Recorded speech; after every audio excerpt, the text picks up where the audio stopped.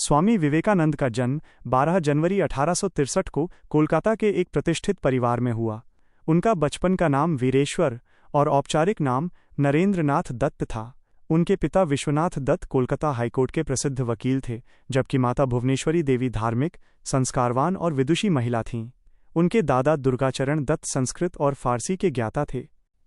ऐसे विद्वत और धार्मिक वातावरण में नरेंद्रनाथ का पालन पोषण हुआ। बचपन से ही वो अत्यंत कुशाग्र बुद्धि, साहसी और जिज्ञासु थे।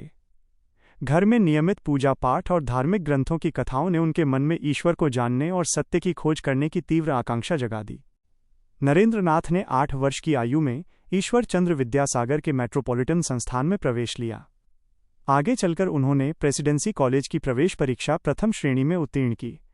वो पढ़ाई के साथ साथ शारीरिक व्यायाम, खेलकूद और संगीत में भी रुचि रखते थे।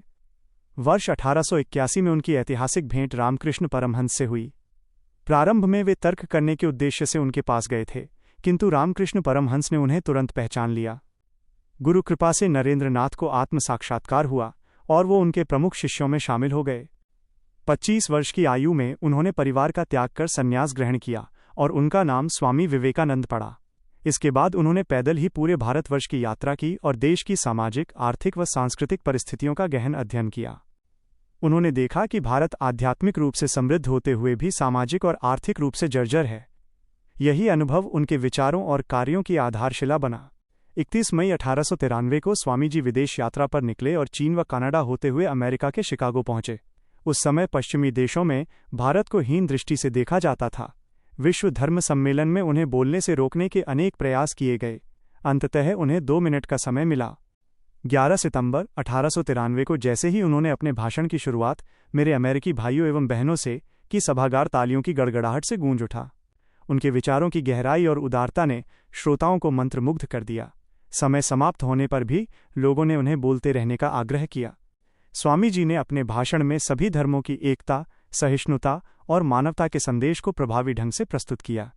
इस ऐतिहासिक संबोधन के बाद अमेरिका और यूरोप में उनका भव्य स्वागत हुआ। उन्होंने रामकृष्ण मिशन की अनेक शाखाएं स्थापित की और भारतीय दर्शन की दिव्य ज्योति को पश्चिम तक पहुंचाया।